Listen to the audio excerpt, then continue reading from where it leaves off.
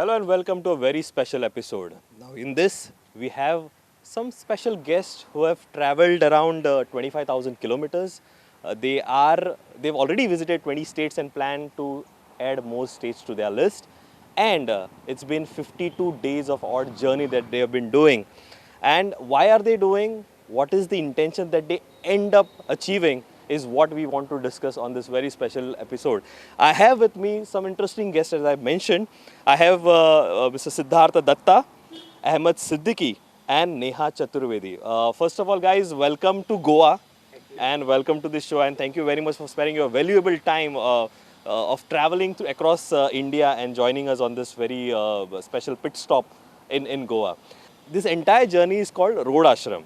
Now, why is it called Road Ashram is what I want to ask my first question with. So, the reason we are undertaking this journey is because we were very troubled by the fact that a lot of people in the country were impacted by COVID, and a lot of people had to do face a lot of hardship. So, the idea of the campaign was to travel across the country, meet people, and understand from their struggles. And Road Ashram is because this is our car, this is our home, this is our studio, this is where we live and work. So that's why it is called Road Ashram. And I think there is a lot of wisdom on the streets. We can sit in offices, in air-conditioned offices, and think about what to do and how to help. But people on the street have a lot more wisdom than we give them credit for. So it is a place of learning as well. Okay, first of all, Siddharth, if I can ask you is, how did this journey start? How did you conceptualize of thinking of something like this, which has actually been, you have already reached the half the way mark? Yes, I mean, as Ahmer said that, during the lockdown, like everyone else, we were also, locked in our houses. We were comfortably locked. I mean, we were privileged that, we were not needed to worry about our next meal. But not many of our countrymen had that privilege. I mean, soon we started seeing the distressing pictures of our, migrant workers walking down the streets, and they were trying to reach out to their homes. All these visuals have, affected us. We felt responsible. I mean, we felt that, as responsible citizens and sensitive humans, we need to do something. So initially, we tried to do whatever we could in our neighborhood, but then we realized that more needs to be done. Definitely. That's how Ahmer and me, we were thinking about it, and that's how this entire campaign was designed. And later Neha also joined us. Okay, usually Neha, there is less women representation in a lot of things. We won't discuss that part of the story, but in this journey, you have a very important role, and as I've been told that you are documenting the entire journey on this role. First of all, how did you three of you meet? Do you know each other? How did you plan? And what's your role basically? Do we know each other now? I think yes, somewhat. Yeah. When you spend like 24 hours, 52 days in each other's skin and literally, like in sweat and grime and sitting together and driving and eating and everything. But Ahmer and Siddharth have known each other for 2 decades. And I got to know them, I met them a day before the journey started for the first time. So I heard from a friend of a friend 4 or 5 days before that something like this was happening. Okay. And it just sounded very right. I mean, sitting at home was not working for me. So I was already contemplating what to do. Should I just walk or get out? What am I supposed to do? So that was already going on in my head. And then this came by. It was just like everything fitted in. And so I said, sure, let's do it. And I told them that, I don't know how to drive. So I won't be able to help you with that. And but I think the journey has been very enriching. Road Ashram has been a place where I have found a lot of healing, a lot of calm in these disturbed and uncertain times. Somehow being on the move and sleeping in a different bed every single night, meeting different new faces every single day has been interestingly one of the most calming things, you know. It's Healing. yeah, it's strange. One would think that if you're moving every day, you'll be even more unsettled, but funnily it's doing the opposite, because I think we were already so unsettled that this is sort of balancing things Finding out yourself. and seeing people, you know, seeing people smiling and working in the face of adversity, seeing others helping them, you know, like stretching themselves out. I think I am picking on those things, and nature and environment in this country. We've been gifted with everything you can ask for. Like the temperature varies, the landscape varies, from mountains to rivers to Language. canals to language to culture. You name it, and we have it. And it's disturbing also to see how our natural environment is being played around with. So I think I'm documenting, I'm shooting interviews, shooting natural landscape as and when, shooting some random sites on the road. So that has been interesting, because you get to see how people sometimes are scared of talking. Sometimes they really open up because they have probably needed someone to hear them forever. And women, since you mentioned that, are actually very hesitant to talk very often, because so men are also hesitant sometimes, especially the people on the streets, because they don't know how what they're saying is going to be used. So they're very scared. But women, they have that reason. Plus, it's almost as if they need permission from the male figures in their lives, and they shouldn't be seen on camera, and their face shouldn't be there. And it was very funny. I remember this. I have a couple of incidents I remember. One was when we were on our way to Gorakhpur. There was this huge rally, some electoral nomination rally going on in Bihar. Election. In campaign. Bihar election. Okay, yeah, sorry. So there were some 3,000 or more people on the street, all men, not one woman, all men. So this one man, we asked him that what is happening. Oh, we are supporting this guy. So then we're like, where are the women? They are not supporting him. And then he says, what will she do? She's sitting at home. Then we said, but she's also going to vote. So she's going to vote to whoever I say. वो उसको vote करेगी जिसको हम बताएंगे. उसको क्या पता है? So imagine in a democracy, this is sacrilege. This is blasphemous to be hearing in a democracy. And we are talking about women rights. We are talking about emancipation of women. So this is one thing. So this was a very jarring incident. The other, I'm going to tell you a very happy moment which I remember, and I keep repeating it, that we were coming from Meghalaya and we stopped by a tea stall. And as I was leaving, this young girl, like in class 7th or 8th, she calls me close to her and she just gives me a hug.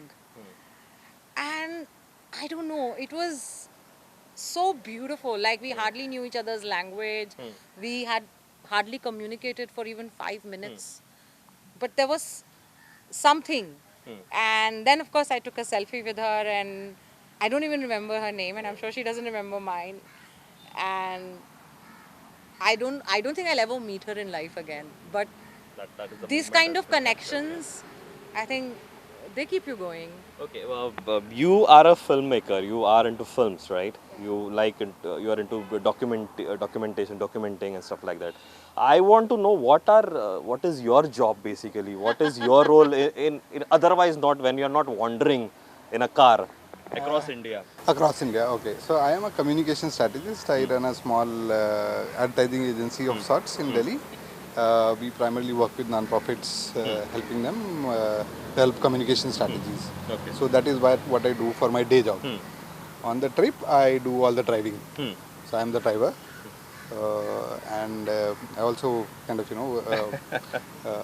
have to figure out how we are kind of, talking and meeting to people and understanding what is happening in their lives and how we could do better possibly, because if you don't ask the people, then we don't know. India is such a diverse, wide country with so many cultures and languages that one solution doesn't work for everyone. So, for example, when we were in Manipur, we heard that when the lockdown happened, there were only 2 cases in Manipur, and they locked the entire thing down. Of course, it has a detrimental effect on the economy. True. And now, when the cases are going up, they actually need the lockdown now, and that choice has been muddled up because the economy is already faltering. Collapsed, yeah. So, you know, when bureaucrats or the government, or it's also about people, what do we expect from the government? If we don't expect enough, then we don't get enough. True. So in the Northeast, for example, the response to the situation was largely better in other states, because the communities and the people there expect more of the government, and the government had to deliver. True. So it's very interesting to see these kind of macro trends, and how different geographies and different states have a different approach to even governance. What is expected of them. Okay. And you, Siddharth, what is your role basically in your real life, and what is your role in this particular journey of Road Ashram? I am a fundraiser. I raise funds for many international NGOs. Okay, I have been in the non-profit sector for last 20 years. I have worked with eminent international organizations in India and in abroad. Coming to this campaign, my role is to, I do the navigation. I mean, COVID was supposed to be a health problem. But in India, it has been converted into a huge humanitarian crisis. I mean, lakhs and lakhs of people have lost their livelihood. Kids are, their vaccination programs are getting delayed. Education of, schooling has become very uncertain. And, the online classes are only privileged to the some students living in the urban areas. And a lot of domestic violence cases are rising, creating a lot of mental stress in the lives of a lot of people. So as we are moving in this campaign, my role is to fix up, meetings with the eminent people on the way. We are meeting with a lot of, eminent, starting from the activists to the filmmakers, to the footballers, to the, world champion boxers, gymnasts, and, human rights activists, anti-nuclear activists. We have met with a lot of people. So I am trying to, coordinate those meetings. And for example, right now we are in Goa, but we have a sort of, programs been already set for Mumbai and thereafter in Ahmedabad. So that's the kind of, work that I do. And internally, I also try to, manage the budget and, ensure that, because all this money are spent by us personally. So, we are also running on a very small budget. So I manage that. And at the same time, a lot of friends, completely, sometimes strangers who are just, we met them, and, they offers us for lunch, dinner. They offers us for accommodation. Sometimes, because of the time constraint, we are not able to accept those. Many times we also accept that. So because of all those things, our budgets are also on track. So these are the things usually what I do. And what Neha has shared, Ahmer has shared her experience. What would be your experience, considering that this was one of a kind situation that my generation has seen? I heard a lot of people saying that this was a 1947 moment when the actual partition happened. We saw a lot of people migrating, going back to their villages and stuff like that. What was your defining moment in this journey? For me, especially one, story, I mean, the real story that I was told by people in Gorakhpur, in Uttar Pradesh, was like when the, migrant workers, I mean, the term migrant is not correct to use. I mean, they are laborers. I mean, they go everywhere. All of us, we know. But a new term was used that, the migrant laborers. So when they were walking back home, it was the peak of summer. I mean, the month of April and May. And they used to be very thirsty after walking long distances. So they were trying to go to the, the roadside hand pumps and tube wells to drink water. But the local people thought that if these, laborers who are coming from Mumbai, Delhi, if they uses their tube wells or hand pumps, they might affect the neighborhood, infect the neighborhood. So what they were doing was they were taking out the handles of those hand pumps. I mean, this was really cruel. I mean, this was like something that I think shook all of our heart to hear this kind of stories. But at the same time, a large number of common people, they came across as real heroes. I mean, in their own capacity, they helped. They gave food to hundreds of people. Some like they some they formed groups and helped thousands of people. We were hearing stories of how commoners were helping 1000 people to get to eat every day for 100 days. So these were also amazing stories. Neha, now you've been documenting this entire journey. You have been talking to people, you have been sharing those experiences with the world now. Is there any intent to compile and make maybe a documentary or a film that you'd like to showcase to all the people? Because you have traveled across extensively. Is there any plan in future that you intend to do? Yeah. I mean, it's going to be a Herculean task because it's a lot of footage, a lot of important footage. Like it's going to be very hard to do this whole process of elimination, selection, etc. But I think at some point after the journey is complete, we will sit down to process, internalize, understand, and then put it all together. Yeah, I mean, I'm also looking forward to the moment the three of us will sit back together and maybe Relive the entire journey. yeah, and no, no, in the sense that look back at it and process and talk about how we have registered because right now we're on the go and there's a lot of stimuli and the documentary is just a snapshot. There are glimpses of what windows into what are the worlds that we are simultaneously traversing. So yeah, we do intend to put it together and then let's see what else emerges because I'm sure that by the time this journey has taken a life of its own. Okay. So yeah. Yeah. Yeah, as we are on the move continuously, we are not able to digest that what we have already done. Okay, for example, we met with Baichung Bhutia in Sikkim. We met with Adur Gopalakrishnan, legendary filmmaker in Kerala. We met with Conrad Sangma, the Chief Minister of Meghalaya. We met with a gymnast, Deepa Karmakar, Sarita Devi, boxer.